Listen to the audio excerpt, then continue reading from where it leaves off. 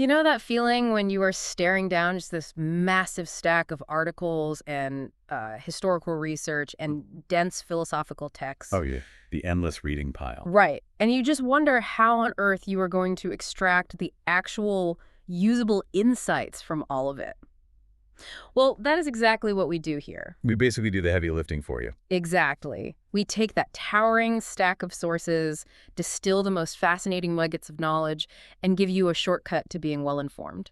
Because nobody has time to read everything, right? No, absolutely not. So for this deep dive, we are looking at this really fundamental conflict. I mean, imagine the oldest, most bitter war in human history. And we are not talking about a war between rival nations here. No, not at all. Not across a fortified border. This is a battle fought entirely inside ourselves. It is the ancient, just unrelenting war between the spirit and the flesh. Right, because historically speaking, the body has almost universally been treated as like a kind of traitor inside the gates. Yeah, a biological problem. Exactly. A problem that needs to be managed or disciplined or just ignored entirely. For centuries, the prevailing assumption in Western thought has been that if you want to climb closer to the divine, Like to achieve true intellectual or spiritual enlightenment. right, then you have to leave the messy biological reality of your physical body behind. Which brings us to our sources for today. We are pulling our insights from a brilliant 2026 book by the philosopher Boris Kriger. It is called Between Flesh and Spirit, a heretic's map of the body and God. Such a great title. It really is. Yeah. And Kriger takes us through the life and, honestly, the incredibly radical ideas of Vasily Rozanov. He was this Russian writer who stepped right into the crossfire of this ancient religious quarrel. And basically argued that the entire map of spiritual life had been drawn completely upside down. Yeah. To Rozanov, the flesh was never the enemy, like at all. It is a staggering shift in perspective when Yeah. you really dig into it. I mean, Krieger essentially uses Rosanov's philosophy as a kind of thermal camera. Oh, I like that analogy. Yeah, exposing where the real heat of human life actually resides. He guides us away from those cold, highly abstract, ascetic heights of pure spirit. And refocuses our attention down into the warm, chaotic, just beautiful reality of the human home. Down into the messy stuff. Right. But to really grasp why Kriger frames Rozanov as such a rebel-like, literally calling him a heretic to the established order, we have to look at the sheer scale of the structure he was trying to tear down. Oh, it was massive. Yeah, this wasn't just some minor theological disagreement. Rozanov was pushing back against a 1,500-year-old architectural marvel of antibody theology. So where does Kriger say this war on the physical form actually started? Well, Krieger traced the roots back to the early centuries of the Christian faith. Specifically, he looks at the Desert Fathers in the 3rd and 4th century. These living out in the caves, right? Exactly. These were ascetics who retreated into the Egyptian deserts, and their entire spiritual methodology was built on sensory deprivation. Like extreme deprivation. Oh, extreme.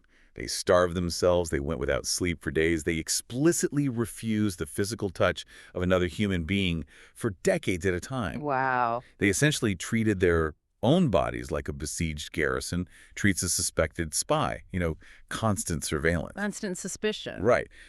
But the true architectural foundation of this divide, as Krieger points out, comes a bit later with Augustine. Oh, yes. I was reading Krieger's chapter on Augustine, and the way he frames that famous historical moment in the garden in Milan is just fascinating. Because we usually hear about it as this moment of pure spiritual triumph, right? Exactly.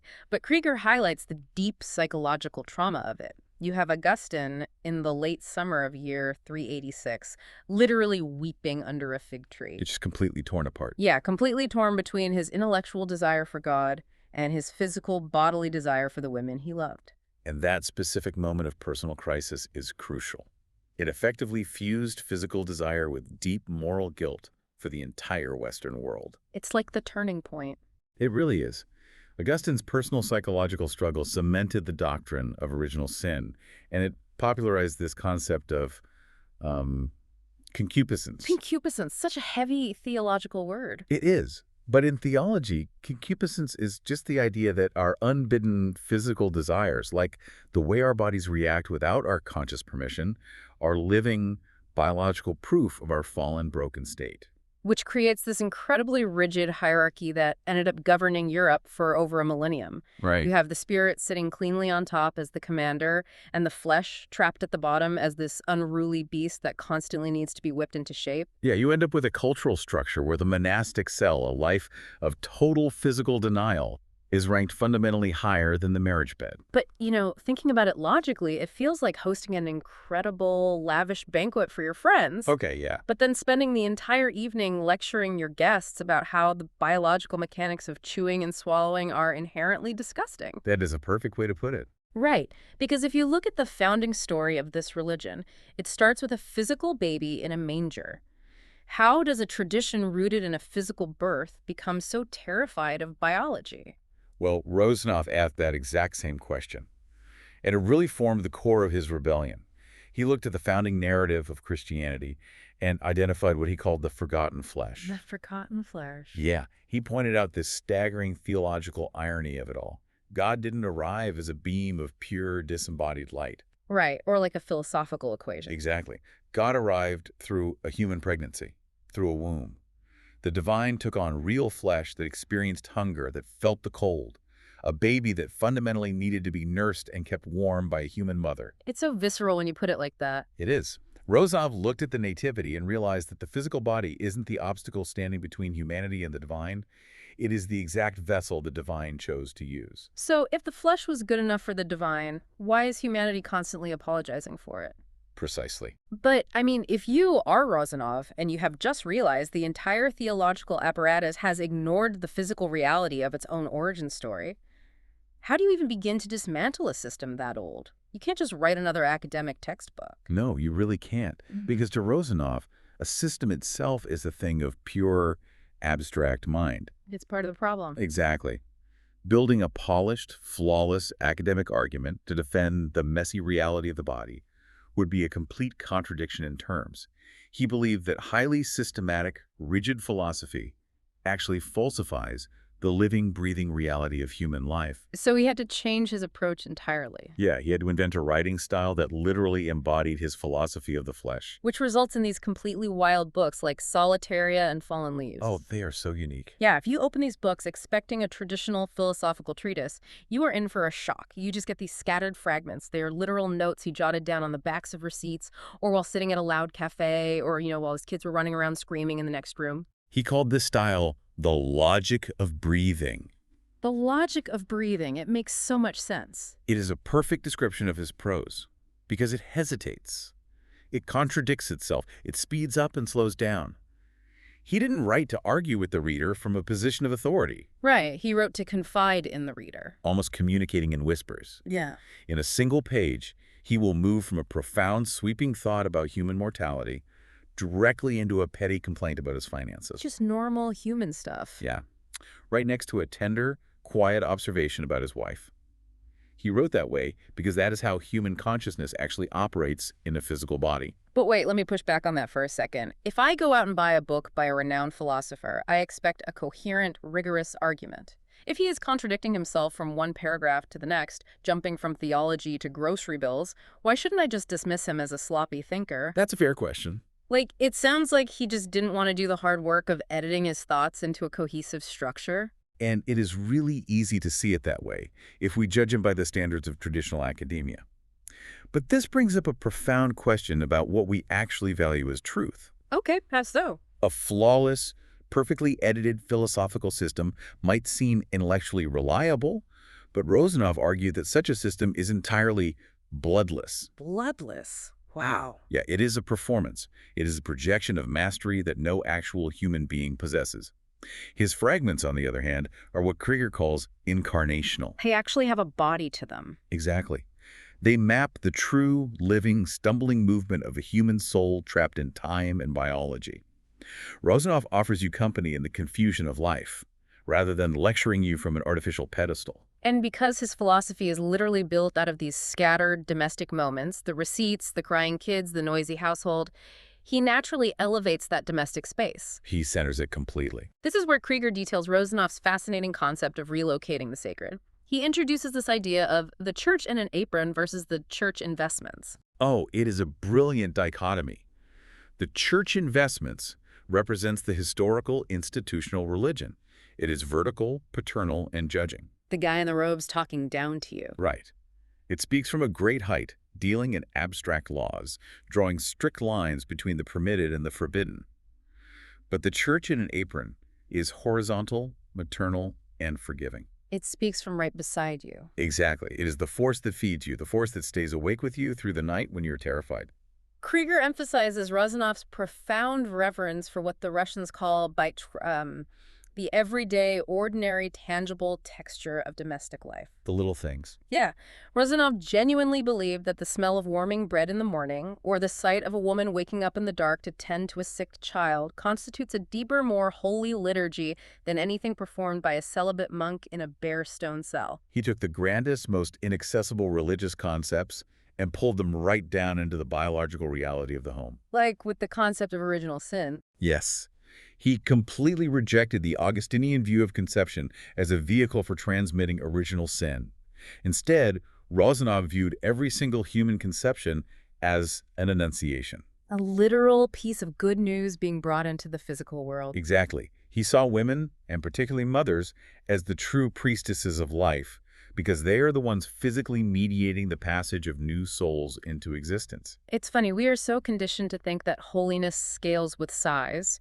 We look at massive, soaring stone cathedrals or sweeping historical movements and we think, oh, that is where the divine operates. Right. The bigger the better. But Rozanov is arguing that the cosmic map is actually centered right on your kitchen table. And this geographical shift of the sacred is exactly why Rozanov directed such fierce criticism at the practice of the confessional. Oh, this part of the book was intense. It was. He argued that when a celibate priest is forced by the institution to interrogate the intimate bodily sexual lives of his parishioners, a tragic shift occurs. What happened? The priest stops being a spiritual father and is forced to become what Rozanov devastatingly called a gynecologist of the soul. Whoa. That is a brutal phrase. It's shocking, yeah. But it makes perfect sense within his framework. The moment you drag the intimate life into a clinical, institutional setting to be inspected and categorized as sinful or not, you turn human tenderness into raw data. You completely strip it of its warmth. Right, and that clinical inspection of intimacy brings us to a really fascinating pivot Krieger makes in the book. Because turning human desire into data isn't just a critique of ancient religion, it is the foundation of modern psychology. That's where things get really interesting for us today. Yeah, Krieger spends a significant portion of the book comparing Rozanov to a contemporary of his who practically invented the clinical inspection of the mind. I'm talking about Sigmund Freud. The comparison between Rozanov and Freud is one of the most revealing parts of Krieger's analysis. Both of these men looked closely at human nature at roughly the same time in history. Right, late 19th, early 20th century. And both arrived at the exact same conclusion, that sex, physical desire, was the hidden engine driving all of human culture. The core motivation for everything. Exactly. But their philosophical responses to that engine were diametrically opposed. Freud viewed desire as a chaotic, inherently dangerous force. A biological problem. Right, one that needed to be psychoanalyzed, carefully managed, and ultimately redirected into higher, safer cultural achievements. A mechanism he famously called sublimation. So Freud looks at human desire and acts as the ultimate physician diagnosing a chronic illness. The goal is symptom management. Exactly. Freud wants to sublimate the flesh. But Rozanov looked at that exact same desire and saw it as a fundamentally holy force that shouldn't be managed, but revered. You didn't want to fix it. No, he didn't want to sublimate the flesh into abstract art or culture. He wanted to consecrate the flesh itself. Which leads us directly into what Krieger identifies as the Gnostic temptation in our modern era. And just for some quick context for you listening, Gnosticism was an ancient heresy built on the belief that the physical body is essentially an evil meat prison. A meat prison, yeah. Right. And that only the internal mind or spirit is pure. You would think we have completely outgrown that in the 21st century. Our modern culture seems entirely obsessed with the physical body. But Krieger points out how our modern obsession is actually Gnosticism in a very clever disguise. How so? Well, he looks at what he calls the modern marketplace of the body. Think about contemporary wellness culture. Okay. Look at the people worshiping at brightly lit gyms, obsessively tracking their heart rates on their Apple Watches, meticulously optimizing their The macronutrients. whole biohacker thing. Exactly. Krieger argues that the modern gym goer optimizing their physical form is acting exactly like the ancient ascetics starving themselves in the desert. Oh, because the underlying mechanism is identical. Both the ancient monk and the modern biohacker treat the physical body as a project to be mastered. Yes, it is a problem to be solved through sheer willpower. Wow. So they are incredibly devoted to the physical form, but they completely lack reverence for it. Neither of them can just inhabit their given flesh in peace. They are constantly trying to escape the limitations of it.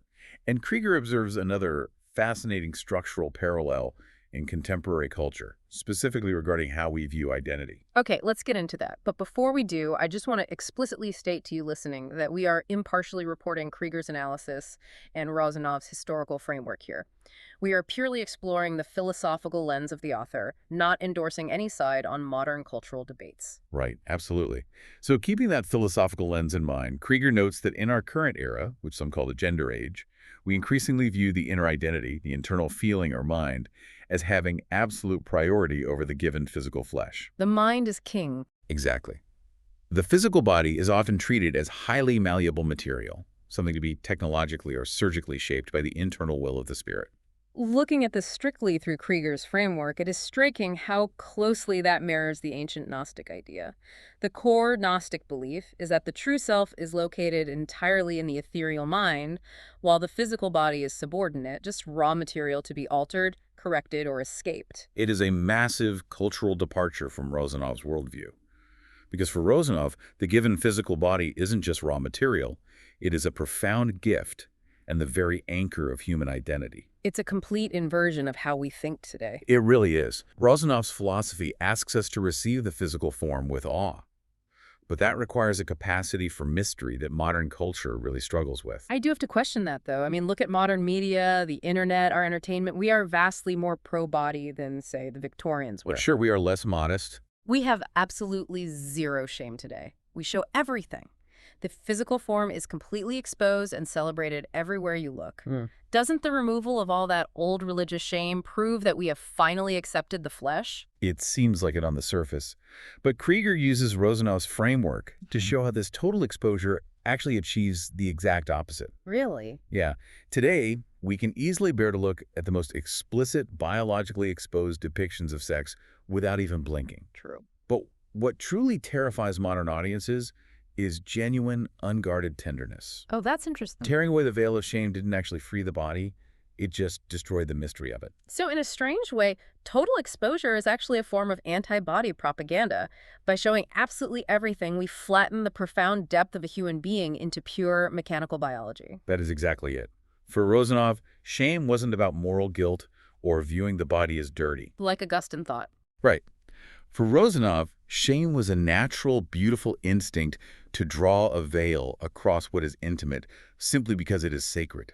You don't leave your most precious possessions out on the sidewalk for everyone to inspect. That makes total sense. When you make the intimate completely public, you strip the body of its spiritual depth. We have kept the biological appetite, but we have completely lost the awe. We are comfortable with the mechanics of the body, but we are terrified of the vulnerability that actually makes it holy. Man.